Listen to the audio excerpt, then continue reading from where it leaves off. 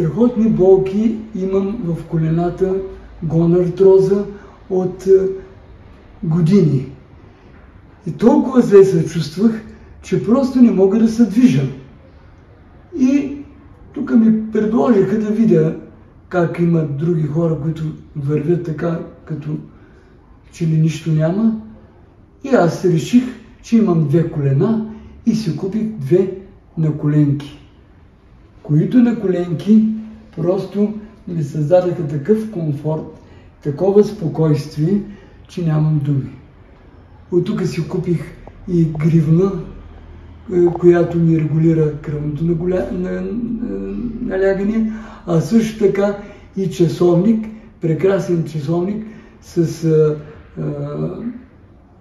златно покритие и освен това с веришка, която също ми помага за състоянието ми като цяло.